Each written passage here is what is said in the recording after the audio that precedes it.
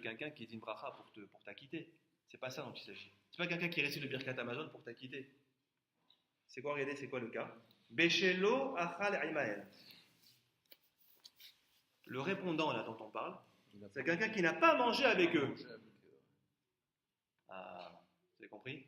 De quoi s'agit-il en fait? Vous n'avez pas mangé avec eux, ou alors, voire même vous avez déjà dit votre birkat. Donc vous n'avez pas besoin vous n'avez pas besoin de lui pour vous acquitter. Vous n'avez pas mangé avec eux. Maintenant j'écoute la bracha. Je dois quand même répondre amen. Alors dans ce cas-là, quand il s'agit d'un juif, même si je n'ai pas écouté toute la bracha, qui ne m'acquitte pas, je dois répondre amen. J'ai confiance. Il bénit Dieu, pas quelqu'un d'autre.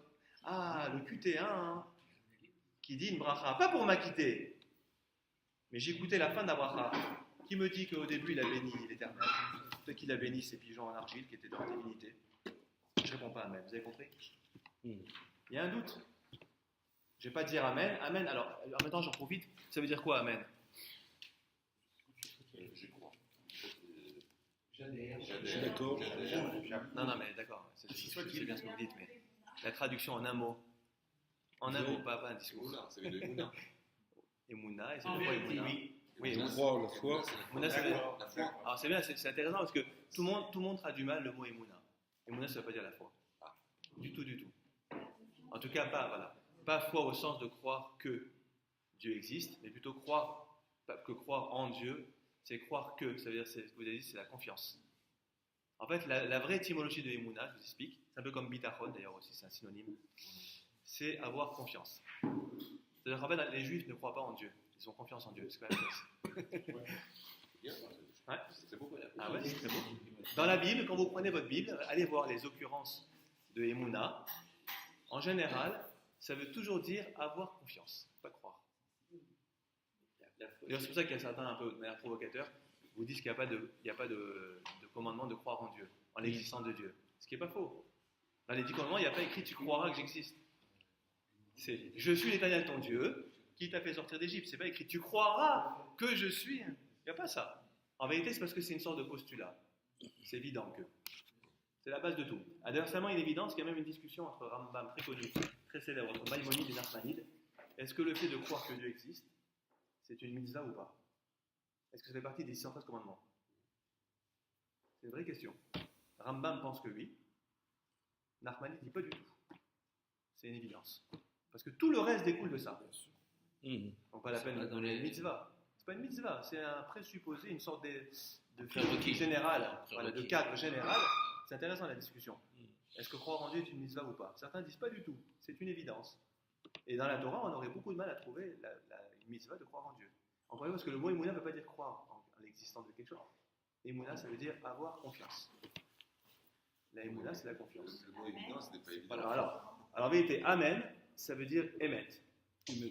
C'est vrai. Je crois que c'est vrai, ce que tu dis. Alors, en vérité, c'est plus compliqué que ça, parce que Amen, bon là, ce dont on parle, c'est plutôt pour dire que c'est vrai. J'y crois. C'est vrai. Maintenant, il peut y avoir des cas où Amen ne veut pas dire c'est vrai. Ainsi soit-il. Ça veut dire ainsi soit-il. On traduirait, c'est-à-dire Ainsi soit-il. il faudrait 3 mots pour traduire Amen, qui seraient Ken et Iratson. Que soit la volonté de Dieu. C'est ce qu'on dit pendant la bénédiction. Par exemple. Commune. Ouais. Je vous explique pourquoi. Parce que des fois, selon le contexte de la prière, c'est soit une prière de quelque chose qui est déjà avéré, donc j'ai dit c'est vrai, c'est déjà là. C'est une vérité établie.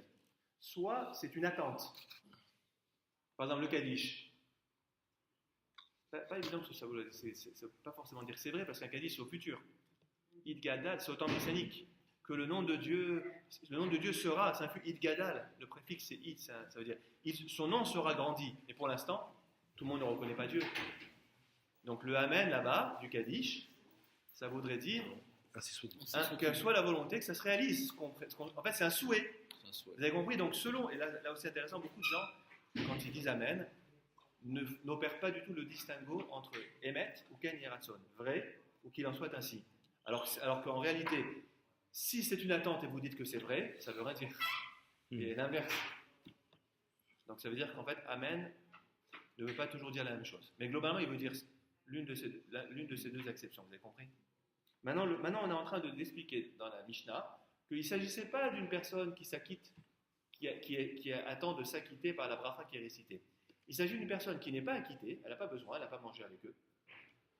Par contre, comme elle entend une bracha, et là en même temps j'en profite pour vous le rappeler, que quand vous écoutez une bracha, vous devez répondre Amen. Qu'elle vous acquitte ou pas, c'est très important de répondre Amen. Maintenant le problème c'est que quand je n'ai pas écouté toute la bracha, si elle vient de quelqu'un qui est douteux, en l'occurrence le QT1, dont je vous ai expliqué que c'était une ethnie qui s'est mal convertie au judaïsme, on s'est rendu compte après que c'était resté des idolâtres. Si je réponds Amen alors que je n'ai pas écouté toute la bracha, je risque de dire Amen à quelqu'un qui bénit son idole. Donc je m'en abstiens. Vous avez compris? Donc maintenant c'est ça dont il s'agit, comme explique Ria Barav, Ria fils de Rav, et un autre arrive corroborer un autre dit la même chose. Vechan amar Rav Nachman, amar Rabba Baraboua, et ainsi a dit, le Vechan amar c'est un mot-clé qui veut dire même chose, même avis, corrobore, ils convergent. Et ainsi a dit Rav Nachman au nom de Rabba fils d'Avoua, Beshelo Achal Aimaed. Point. Le sujet s'arrête là. Vous avez compris? Voilà. Comme dit Rachi, au début on pensait qu'il s'agissait de quelqu'un qui était un des convives, des attablés, et qui voulait s'acquitter. Pas du tout. C'est un monsieur qui débarque et qui écoute. Ok? Voilà. D'ailleurs, vous savez que même, c'est un autre sujet, mais c'est intéressant aussi, parce que beaucoup de gens ne savent pas non plus. Si vous écoutez un zimoun, mais vous n'avez pas mangé avec les gens, est-ce que vous répondez au zimoun? Oui. Bah non. Alors, en vérité, vous répondez, mais pas de la même manière que tout le monde. Et là, beaucoup de gens, alors là pour le coup, personne ne sait ce qu'il faut répondre. Ça, je vous expliquerai à l'occasion. En fait, vous ne dites pas les mêmes mots que tout le monde. Et d'ailleurs, ça dépend à quel niveau du zimoun vous êtes, parce qu'il y a deux parties dans le zimoun. Il y a l'invitation à bénir et après on avance. Donc si j'écoutais que la première partie, qu'est-ce que je réponds? C'est pas la même réponse que la deuxième partie. Donc en vérité, vous répondez au zimoun, mais d'une autre manière que les personnes qui ont mangé. Et ça, la plupart des gens ne savent pas. D'ailleurs, il y a même un mot mémotechnique pour se rappeler ce qu'il faut répondre, qui est les initiales de Bouchalo. Honte à lui. Parce qu'en général, on ne se rappelle pas de ça. On ne sait pas ce qu'il faut dire quand on est pas chez Zimoun. Et Baruch Shemo, moi je ne me rappelle pas d'un que je revois. Voilà. Donc, soit on répond Amen à la fin, et au début, à la fin on dit Amen. Baruch Shachanu Utu Agadol Chayenu. Vous ne dites pas ça, vous dites Amen. Amen. Et sur le début, Nevarer Elokenu, le début, il faut dire Baruch Shemo Boucha. Baruch Shemo Mborach. Je suis oublié chaque fois. Non, c'est pas écrit, c'est dans la. Non, c'est pas écrit, c'est dans les livres. Vous avez dans les livres Ishmael, ça y est. Il faut regarder. Mais les gens ne savent pas ça. Il faut quand même répondre. Donc ça pour vous dire que même quand on n'est pas acquitté par une bracha, le fait d'écouter vous oblige à répondre. Vous avez déjà prié, vous entendez un kaddish, vous dites Amen. Vous dites, ah ben moi j'ai déjà prié, je crois. Vous êtes au côté à Maravi, on entend des dizaines de prières, à chaque fois, il faut répondre Amen à chaque fois que j'entends quelque chose. Je suis obligé. C'est un principe. Alors maintenant, regardez la suite. On va revenir justement sur l'histoire du Birkat, du Kos Beracha. Donc je vous ai expliqué que c'est une discussion entre Beth Shammai et Beth Hillel. Beth Shammai pense qu'il n'y a pas besoin de prendre un verre de vin pour le Birkat Amazon, pour la récitation du Birkat Amazon, tandis que Beth Hillel pense qu'il faut prendre un verre de vin pour la récitation du Birkat Amazon. Alors maintenant, regardez la suite.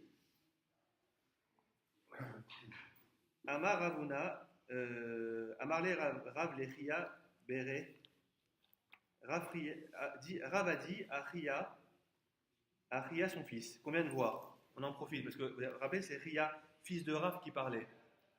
Maintenant, on nous dit ce que le père a dit à son fils, puisque Ria, c'est le fils de Rav. Rav, c'est un des très plus grands maîtres de Babylonie. Rav et Shmuel sont très connus, les plus grands maîtres de Babylonie. Voilà ce qu'a dit Rav à Ria Béré. Béré, c'est Beno. Bar Shelo, en araméen, son fils. Bar Mitzvah. Béri, mon fils. Kratof ou Barir. Attrape, saisis et bénis. Vechen amar Ravuna le Rabba Béré. Et ainsi a dit Ravuna à Rabba son fils. Kratof ou Barir. Saisis et bénis. Alors je vous explique de quoi il s'agit. En fait, ce que voulait dire ses pères à leur fils, c'est que si tu as l'occasion de réciter le Birkat Amazon avec le verre de vin, attrape-le et bénis. C'est hyper important, vole la place, sois le premier à saisir l'occasion de dire la beracha avec le verre. On va voir la suite. Ça veut dire que c'est mieux de dire une bracha que de répondre amen à une bracha. Et après, ça va être la question après. Qu'est-ce qui est mieux? De dire une bracha ou de répondre amen à une bracha? D'être acteur ou spectateur. Ouais. Acteur ou spectateur? Qu'est-ce qui est préférable? On ne peut pas enlever le verre au celui qui nous invite. Non, bien sûr. Mais on a vu que celui qui invite, en général, votre hôte, il est censé le donner à un invité pour qu'il bénisse la maison. Vous vous rappelez de ça? Maintenant, quand il va le donner à quelqu'un, essaie de t'engouffrer. C'est moi qui dis Je la. pense que c'est pareil, sauf si celui qui bénit acquitte tous les autres. Pour que quelqu'un ait un Non, là on parle de. Non, justement, on va voir dans la suite, on parle de quelqu'un qui acquitte. Ouais. Mais qu'est-ce qui est mieux? Lui, c'est mieux. Qu'est-ce qui est mieux? De lire le texte qui acquitte, Ouais. au texte auquel moi qui le dis, je ne réponds pas amen. On avait vu ça aussi, vous vous rappelez, qu'on ne répond jamais amen à sa propre bracha. Sauf exception, sauf quand c'est des très longues bénédictions et que le amen y conclut un corpus comme le Birkat Amazon. Où vous dites amen à Bonnet Yerushalayim. Pourquoi on ne dit pas amen à sa bracha, à soi-même? Non, là c'est très long. Ou le Hallel. On a fait le Hallel pendant 8 jours, Hanouka. Quand on dit Baruch Hashem, à la fin, Melech Noula Batish Bachot, amen. Pourquoi? Parce que c'est très long.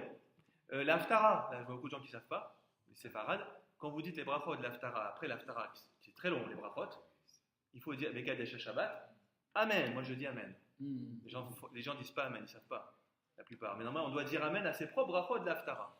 C'est une des. Ashkivenu dans Arvit. Ashomer et Amo Israël Ahad. Pourquoi amen? C'est ta bracha. Très long. Il y a des brachot avant le schéma, brachot après le schéma. Mais en général, la café, Shakoni Abid Varo, je ne dis pas amen quand je dis la bracha. C'est les autres qui disent amen. Si on a traduit Maintenant, quand quelqu'un dit amen pour moi, quand quelqu'un dit une bracha, juste après, et il dit la bracha, qu'est-ce qui est mieux, de dire la bracha pour acquitter quelqu'un ou de dire amen à la bracha? Il ressort de ce qu'on vient de voir là, du fils à qui que le père invitait à dire le kos, que c'est mieux d'être mévarer, de bénir, que de répondre amen. Puisque les autres vont répondre amen au kos beracha à la fin. Quand après Birkat a dit Borépé à Geffen, tout le monde dit amen, mais pas lui, puisque c'est lui qui va la dire. Ah, donc c'est mieux de dire la bracha que de répondre amen, c'est sûr. Pourtant, texte qui dit le contraire. C'est la suite. Ah oui, parce que quand on dit acquitter, ça veut dire qu'on prend exactement la même chose que ce qu'on donne. Oui, mais je ne dis pas les mots quand même. Tu vois la différence? C'est lui qui récite. Donc qu'est-ce qui est mieux, d'être récitant de la bénédiction ou de répondre amen à la bracha qui est récitée? Ça va être la suite, le sujet suivant. Thierry, tu as une question? Si on a traduit amen par ainsi soit-il, c'est pas incompatible de clôturer sa bénédiction par ainsi soit-il. C'est-à-dire Kenny Ratson? Non, je sais pas si on a traduit amen. Non, comme j'ai expliqué étant- que selon le contexte, amen veut dire soit émet, c'est un synonyme de émet. Ce que tu dis c'est vrai, j'y crois. Mais c'est déjà vrai. D'accord? Soit c'est une attente, qu'il en soit ainsi. D'accord?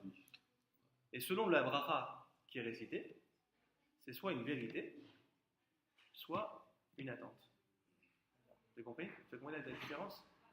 Mais Je dis toujours amen. Mais quand je dis amen, dans ma tête, je pense que c'est amen qui veut dire c'est vrai, ou c'est amen qui veut dire qu'il en soit ainsi. C'est bon? L'amen à la base, c'est de l'araméen. non, mais c'est pas incompatible Non. de soi-même C'est dire l'hébreu. que ce qu'on vient de dire c'est vrai. C'est pas- Des fois, c'est incompatible. Parce que des fois, c'est pas encore vrai. C'est faux. Le Kaddish. Que le nom de Dieu soit grandi à l'époque du Messie. Est-ce qu'on n'est pas le Mashiach, on Mais n'est c'est pas. faux aussi pour ceux qui répètent. C'est faux aussi pour ceux qui l'entendent et qui disent amen. Non, c'est pas faux. C'est que dans leur amen, ils disent pas c'est vrai. C'est déjà avéré. C'est déjà réalisé. Dans leur amen, ils pensent que cela se réalise. Voilà la différence. Comment? Non, mais j'ai bien compris. C'est pourquoi est-ce qu'il faut dire amen quand quelqu'un d'autre dit la bénédiction et qu'il ne faut pas dire amen quand c'est soi-même qui le dit, Oui. sauf si c'est lui. Ah non, c'est une bonne question. Ouais, non, parce que alors, on avait déjà vu cette Gemara, elle dit que quiconque répond amen à sa propre. Ah, c'est une bonne question, je sais pas. On avait dit quiconque répond amen à sa propre bracha, rézé mégoudé. C'est indécent. Ça ne se fait pas. Mais quand C'est une bonne question. Alors pourquoi on n'a pas approfondi? la personne ne vous répond pas, Amen. chaque lycéen, personne ne vous répond. Il n'a pas le droit de Pas du tout. Non, du tout. Ça ne suffit pas. Du tout. Par contre, vous pouvez leur dire, parce qu'il faut leur dire, dommage que vous n'ayez pas répondu. Il faut d'ailleurs inviter les gens à. histoire très connue comme ça, entre deux grands-mères. Ceux qui ont les Ish, vous avez les Ishmael, les Sidorim, il est en français maintenant. Ah bon? Ouais, je l'ai de toute la semaine. Bismillah offert là-bas, Rabbi Nasson. Ils sont en français et dedans il y a Celui qui est un peu marrant. voilà. Oui. Et à l'endroit de Houdou, il y a une très longue histoire qui s'est passée entre deux maîtres, deux grands sages, où l'un n'a pas dit Amen par erreur et l'autre il a massacré. Il lui a fait le reproche et puis il a expliqué pourquoi. Il y a toute une très belle histoire là-dessus. Vous avez peur d'ailleurs. Quand vous lisez ça, vous avez peur après de répondre Amen. Non, pourquoi c'est hyper important de répondre Amen. Maintenant, mais encore une fois, comme on l'a dit tout à l'heure, le fait de ne pas répondre Amen n'empêche pas d'être acquitté quand même. Ça, c'est important de retenir. Ce que je vous ai dit. À quel endroit Oui, c'est ça. Houdou. Juste avant Houdou. Tu regarderas. C'est très longue histoire. Ishmael de la semaine. Shabbat de la semaine, pas des fêtes. Ils ont fait une édition en français. Enfin, c'est-à-dire qu'il y a des alaphot en français, des explications en français. Et il raconte avec un grand maître espagnol, Rabbi Israq Abouab, un très grand maître d'Espagne et un maître ashkénaze d'ailleurs. C'est une histoire entre deux maîtres qui se sont rencontrés à lire. Bon, voilà. Donc maintenant, regardez.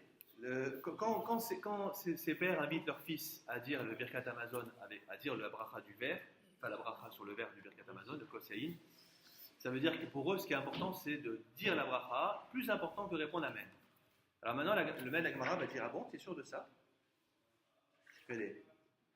Les memra, voilà, encore le mot-clé tout à l'heure, les memra, est-ce à dire? C'est pour te contredire en fait, ça annonce une contradiction. Les memra, est-ce à dire des mevarer adif miman de ane amen? Est-ce à dire que celui qui bénit adif est préférable miman de celui qui de ane amen, qui répond amen? Ah bon, vraiment, tu crois? Ve'atania, vous voyez, Rashi explique sur Khatov ou Barir, il dit quand le maître de maison tend le verre du birkat, fais en sorte qu'il te le donne et que tu récites toi la bracha sur le verre du birkat. Donc tu vois, par rapport à ce que disait Maurice, c'est pas que je vais voler la mitzvah. Il a fait en sorte que ce soit à toi qui prenne le verre quand il tend le verre à un des convives. D'accord? Alors maintenant, Gemara dit, je ne comprends pas. Est-ce à dire que c'est préférable de dire la bracha du verre que de répondre Amen? Ah bon? Ve'atania, n'a-t-on pas enseigné dans une braïta, Rabbi Yossé Omer, Rabbi Yossé, un grand Tana, dit, Gadol Aone Amen, Yoter Min Amevarer. Plus grand, plus méritoire, plus méritant, est celui qui répond Amen que celui qui bénit. C'est la vie. Pour éviter qu'ils se battent contre le verre. Non.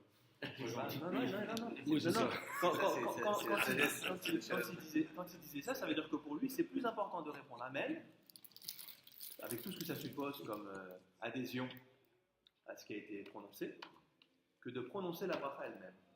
Ah ben alors on ne comprend plus. Alors comment ces pères peuvent dire à leur enfant de dire la bracha du verre, donc il ne répondra pas Amen, c'est les autres qui répondent Amen. Non, au contraire, laisse le verre, laisse quelqu'un dire, et toi tu diras Amen, c'est plus important. Vous avez compris? C'est comme dans le Kaddish, qu'est-ce qui est plus important? Ceux qui disent le Kaddish ou ceux qui répondent Amen? La réponse n'est pas évidente, contrairement à ce que vous pensez. Sauf que, au niveau du Birkat, à la fin, il dit quand même Amen. Comment? À la fin du Birkat, il dit quand même Amen. Le bonnet au chalaï. Non, mais là on parle, oui, mais ça tout le monde dit Amen. Mais là on parle du Amen sur le kos, le verre de vin qu'on récite, qu'on prend pendant le Birkat, et on récite Amen, Boré Geffen, à la fin du Birkat. Mais là on a une contradiction, vous avez compris? On voit des pères qui disent à leurs enfants que c'est mieux de bénir, et on voit un texte de Rabbi Yossi, un braïta Rabbi Yossi, qui dit que c'est mieux de dire Amen que de bénir. C'est mieux d'être répondant Amen que récitant la bracha. Donc c'est contradictoire. Vous avez compris? Alors regardez la réponse. On va parler Rabbi Nehorai. C'est qui Rabbi Nehorai? C'est qui Rabbi Nehorai? Vous ne savez pas? Vous devriez savoir. C'est quelqu'un qui est... La Gemara, les études ça passe avant, mais quand on parle de répondre Amen à un Kaddish, on sait le droit. Exceptionnellement. Rabbi Noraï, c'est un grand maître qui avait un autre nom, et là vous le connaissez, c'est Rabbi Meir. C'est le même. Néoraï, ça veut dire lumière en araméen. En vérité, Rabbi Meir, il a eu deux noms. Vous savez que Rabbi Meir, d'après certains, c'était un descendant de prosélytes, de convertis. Rabbi Akiva aussi d'ailleurs. Il descendait d'un certain Néron. Alors pas le Néron incendiaire, pyromane, un autre Néron, un empereur qui s'appelait Néron. Non, Néron. Et il a eu deux noms. Il s'appelait Néoraï, qui veut dire lumière en araméen, et Meir, qui veut dire comment? Allumé. Ouais, qui éclaire. Or, Meir. Alors, en général, on préfère éclairer les autres que s'éclairer soi-même. Donc, dans ce qu'on appelle plus souvent Rabbi Meir, c'est-à-dire qu'il éclaire les autres, plutôt que Néoraï, une lumière pour lui. Mais en vérité, il a deux noms. Et Rabbi Meir s'appelle aussi Rabbi Néoraï. Vous avez il y a quelques occurrences, dont celle que vous avez sous les yeux. C'est la même. Ouais, C'est le même personnage. Non, mais c'est le même principe que ce qu'on est en train de. Ouais, Bien t'as sûr. raison. Ce qui vaut mieux être actif que passif. Bravo. Mais une petite question, est-ce qu'on peut répondre à même si on n'a pas compris? Si on n'a pas compris quoi. Oui, il y a une bénédiction Ce qu'il qui dit. est faite Ouais. par l'hébreu. Alors Voilà, je dis Amen. Ouais. Je sais que je fais confiance, par définition, les amis. Mais j'ai pas compris. Est-ce que je peux dire Amen? Ouais. Tu peux faire répéter? Bien sûr. Sans comprendre, c'est ça la question. Les trois quarts des gens, ils comprennent pas. C'est pour ça la question. Parce que, ouais, qui s'y comprend le Kaddish? Franchement, si tu n'as pas une traduction devant toi, les gens ne comprennent pas. C'est un mélange d'araméen, d'hébreu. Donc c'est la confiance qui prime. La confiance qui prime. Bien sûr que ça pose problème. C'est vraiment l'application En de réalité, confiance. bien sûr. Ouais. Bien sûr. Bien sûr. C'est comme si vous signez un contrat sans dire ce qui est écrit. C'est la même chose. Bien sûr, vous avez raison. Mais on répond Amen quand même. Alors maintenant, regardez comment Rabbi Meir va répondre à la question. Parce qu'on ne sait plus, on ne comprend plus. Alors, qu'est-ce qui est plus important? Dire la bracha ou répondre Amen à la bracha? Donc, je m'abstiens de dire la bracha, je laisse quelqu'un d'autre pour que moi je réponde Amen. Qu'est-ce qui est mieux finalement? Alors, regardez ce qu'il dit.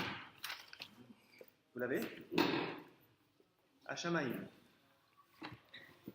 Hachamaïm, c'est comme un serment par le ciel.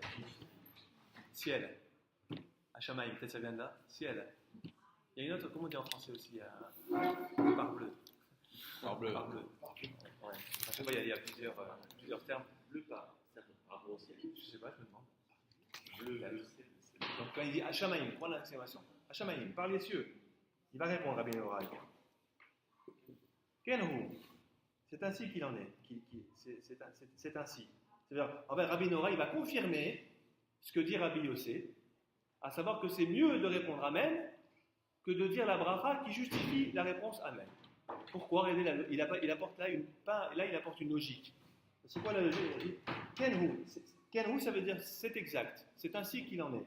Teda, sache, Sheare, parce que voici Gouliarin, Yordin, ou Midgarin, Bamilchama, Vegiborim, Yordin, ou Mnatserin. Écoutez, c'est intéressant ce qu'il dit. Dans une guerre, les soldats ordinaires, Gouliarin, c'est les soldats, comment on appelle ça, les troupes. Les troupes, l'infanterie, les troupes. Ouais, les troufions. Quoi, Ouais. c'est eux qui sortent, Militaire. c'est eux qui vont sur le front, au milieu de la Milchama, et qui font la guerre. Les Giborim et les héros, Yordin, à la fin, descendent, au Mnatserin, et remportent la victoire. Donc le Amen, c'est ça. Ça veut dire que quand vous dites Amen, vous êtes le héros. Et celui qui dit la bracha, c'est le soldat ordinaire. C'est joli. Il est ironique. C'est cynique. Ironique, mais sérieux. Ah ouais, ironique, mais sérieux. Il dit que c'est comme, dans la réalité, c'est comme ça que ça se passe. En vérité, il y a la chair à canon, Ça change. et les héros, c'est Les généraux. C'est comme Et- C'est pas juste. C'est pas juste, mais c'est comme ça. C'est la vie. il faut qu'il y ait les deux. La vie n'est pas juste. On introduit l'injustice et on accepte. Mais il faut le suivre. Les militaires sans tête, il y a. Le, Ils vont à la- il y a un petit astérisque dans les. C'est comme ça que tu dans les- gagnes. vous l'avez pas chez nous, mais dans l'édition qu'on a nous, il y a un petit astérisque qui envoie au Harouk, c'est un lexique talmudique, où on explique que le mot gouliarine, c'est un mot grec, un terme grec, qui désigne un peu les écuyers, en fait, ceux qui sont au service des hommes de guerre, des guerriers. Donc c'est un petit peu, voilà, c'est les sous-fifres, quoi. C'est les sous-fifres. D'ailleurs, dans le stanza, souvent, quand il y a des mots comme ça, il donne la racine grecque. Je ne sais pas s'il a mis ici. Oui, il a mis, voilà. Il dit, on ne sait pas très bien d'où vient ce mot, mais lui il dit que ça viendrait peut-être du latin, galérus. Ah, galérus, tiens, la galère. Les galériens. Et il y en a qui disent que ça vient du grec.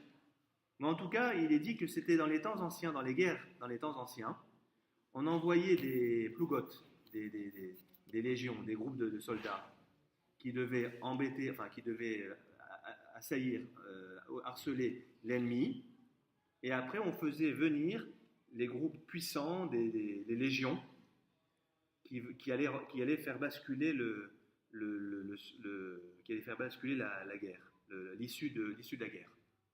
Donc on envoyait en fait des troufions, chair à canon, et après on envoyait les grands héros qui venaient, les généraux et tout qui venaient, qui mettaient le coup final. Alors, donc c'est soit du latin, galérien, soit du latin, soit du grec. En tout cas, c'est pas un terme ni araméen, ni hébreu, ni hébraïque. Voilà. Alors maintenant, là-dessus, on a un problème. Donc on reste sur la question. Vous avez compris? Comment les pères, grands-pères, les grands-pères, les grands maîtres, peuvent dire à leur fils de saisir le kos pour dire la bracha, les autres répondent Amen. Mais non, laisse les autres prendre le verre, et toi tu réponds Amen, c'est plus important. Comme dit Rabbi aussi, la Braïta, confirmé par Rabbi Meir, Rabbi Nehora. Vous avez compris? Alors, donc on reste sur la difficulté. Vous voyez comment on répond? Tanaehi. Alors ça c'est aussi une expression clé. C'est quoi Tanaehi? Tanaehi. Alors, je vous explique. Oui.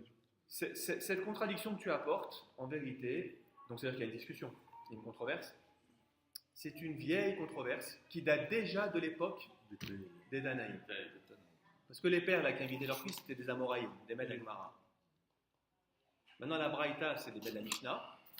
Ça veut dire qu'en réalité, la question de savoir si c'est mieux de bénir ou de répondre Amen à la bracha, Tanaehi, c'est déjà une discussion ancienne. Comme dit le roi Salomon, il n'y a rien de nouveau sous le soleil, tu n'innoves rien, tu ne m'apportes pas ici une contradiction nouvelle. C'est déjà l'objet d'une controverse ancienne entre des Tanaïs, c'est-à-dire entre des Tanaïm, des maîtres de la Mishnah. Vous avez compris? Donc Tanaï, c'est un mot-clé, une expression clé, qui désigne toujours une vieille discussion. Et à quoi ça sert de dire Tanaïs? Vous savez pourquoi c'est très important?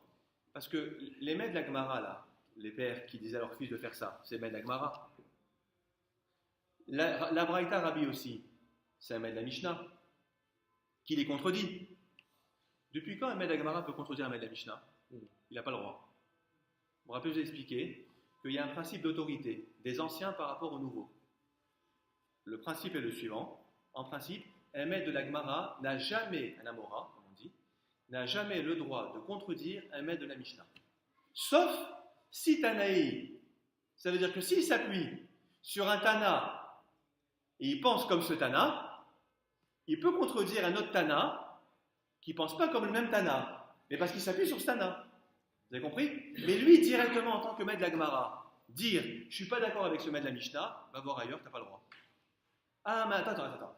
Je m'appuie sur un maître de la Mishnah qui n'est pas d'accord avec ce maître de la Mishnah. Ça, ok. Vous avez vu la nuance? C'est lui qui parle. Voilà. Rabbi Meir, c'est un maître de la Mishnah. Oui, tout à fait. Exactement.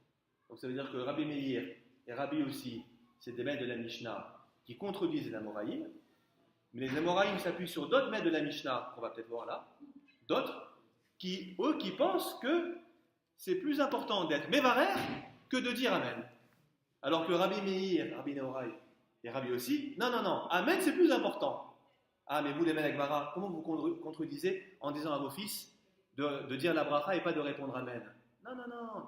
Nous, on s'appuie sur d'autres maîtres de la Mishnah qui ne sont pas d'accord avec Rabbi Meir et Rabbi aussi, parce qu'eux pensent que c'est plus important d'être Mevarer que de dire Amen. Et donc, on n'est pas en contradiction avec des maîtres de la Mishnah. En tout cas, on peut l'être puisqu'on a d'autres maîtres de la Mishnah qui sont en contradiction avec ces maîtres de la Mishnah. Vous avez compris? C'est comme si moi, petit rabbin de communauté, je vais donner un avis. Hier, on avait la PMA, question sur la protection médicalement assistée, c'est des questions très difficiles. Moi, je ne vais pas me prononcer là-dessus. Il y a des grands décisionnaires.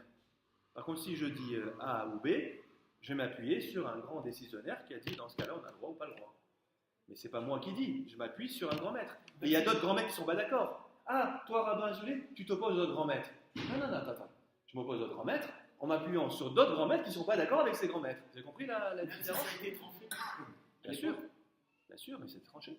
Mais aujourd'hui, au niveau de la bioéthique, c'est tranché. Il y a des... Par exemple, hier, on a parlé de la PMA, par exemple, il y a le spermogramme. Est-ce qu'on peut faire un spermogramme? Alors que quand vous faites un spermogramme, vous transgressez l'émission de semences en vin. Est-ce que c'est permis? Parce que le spermogramme, c'est pas pour faire une FIV. Hein. Parce qu'encore la FIV, c'est pour amener une procréation. Donc, il y a des étudiants qui disent c'est pas en vain parce que le but c'est la procréation. Mais dans le spermogramme, il n'y a pas de procréation. C'est pour voir la qualité, la fertilité, etc., la mobilité, la forme des spermatozoïdes. Oui, au bout, tu as raison. Mais en même temps, au bout, d'accord, mais le bout est loin. Donc est-ce que j'ai le droit? Alors certains disent que j'ai pas le droit. Parce que c'est une mission de semences en vin, et d'autres disent, bon, c'est vrai, dans le but, c'est la procréation. Donc si un rabbin autorise un juif à pratiquer une éjaculation pour un spermogramme, il s'appuie sur une autorité qui dit que c'est permis. Ah, mais il y en a d'autres qui interdisent. D'accord. Mais moi, je m'appuie sur ceux qui permettent. Vous avez compris la nuance? Mais c'est pas moi qui permets au contraire. Je ne me permettrai pas. Vous comprenez? Fin de la parenthèse. D'ailleurs, du coup, c'est pour ça que le spermogramme n'est pas l'idéal. Il vaut mieux avoir un rapport dans un préservatif. Mais il disait aussi que. On a expliqué ça il y a longtemps. de sa femme. Non, avec sa femme. Avec sa femme, oui. Ouais, avec sa femme et dans un préservatif qui sert en fait de spermogramme. Mais parce qu'en fait, on a expliqué hier soir que contrairement à ce que beaucoup de gens pensent, ce qu'on appelle le péché, parce que c'est un grave péché dans le judaïsme, de la masturbation, le péché de nanisme, c'est pas l'éjaculation en soi. C'est quand elle est en dehors de la relation avec sa femme. Parce que si c'était le fait d'avoir un rapport non fécond, à ce moment-là, on ne peut pas avoir un rapport avec sa femme. Quand elle n'est pas en période d'ovulation, quand elle est ménopausée, on n'a jamais dit ça, c'est n'importe quoi. Donc, en fait, d'après le Ben Ishraï donne une définition de ce qu'on appelle la destruction de la semence en vin. Sa définition, c'est que c'est dès que ça n'est pas dans l'altérité. C'est l'altérité avec l'autre, la femme, le fait. Si c'est uniquement moi avec moi-même, comme dans la masturbation, à ce moment-là, c'est ça, la shratat zera levatala. Mais si c'est dans l'altérité, même si ça ne peut pas donner d'enfant, c'est pas zera levatala. C'est hyper intéressant. C'est-à-dire, en fait, le problème de la émission de semences en vin, c'est quand c'est quelque chose qui est purement égoïste. Un plaisir, comme on dit, un plaisir personnel. Mais si c'est dans la relation à la femme, c'est plus, et c'est pour ça que les décisionnaires disent qu'idéalement, il vaut mieux prélever le sperme pour faire le spermogramme par un préservatif. Mais même là, si vraiment on n'y arrive pas, certains permettent sans préservatif parce qu'ils considèrent effectivement, comme tu l'as dit Thierry, que le but étant la procréation, on voit, c'est téléologique en fait, on voit la finalité. Mais bon, c'est discuté. Bon, peu importe. En tout cas, vous avez compris, c'est qu'on ne s'appuie pas sur notre avis à nous, on s'appuie sur des géants de la Torah. Alors, regardez là-dessus, juste on termine là-dessus, il est presque 9h, en 2 minutes. Voilà, Tanaï. Et maintenant, on va vous donner Tanaï 2 points. Ou 2 points, regardez, ça veut dire Détania. Il y a une braïta ancienne qui expose cette discussion. Donc, en fait, chaque maître de la Gemara se rattache à un Tana, X ou Y. Mais du coup, c'est pas grave que le Tana, que le maître de la Gemara qui se rattache au Tana X contredise le Tana Y, puisqu'il se rattache au Tana X qui contredit le Tana Y. Mais il a le droit.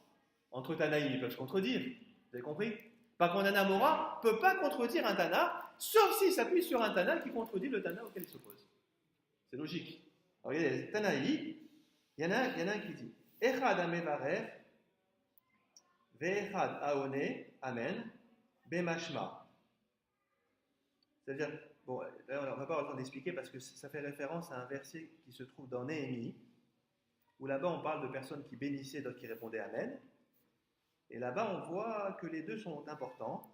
Que ce soit celui qui bénit, Vechad Aone Amen, on reverra la semaine prochaine, que ce soit celui qui répond Amen, Bemashma, ça veut dire que le verset là-bas, dans Ezra, le livre d'Ezra, laisse entendre que les deux rôles sont importants. Et là, chez Memaerin, la Mevarer, Yoter Minaone Amen. Mais simplement, on se précipite, on s'empresse de donner une récompense de Dieu à celui qui bénit, plus qu'à celui qui répond Amen. Voilà, c'est ça ce que dit la Braïta. Memari, ça veut dire que Memari, Maher, vite, on s'empresse de donner, dit Sarah, dit Rashi, une récompense à celui qui bénit, plus qu'à celui qui répond Amen. Mais les deux sont importants. Et pourquoi? Parce qu'on a eu deux propositions en France comme ça, mais pourquoi? On verra la semaine prochaine.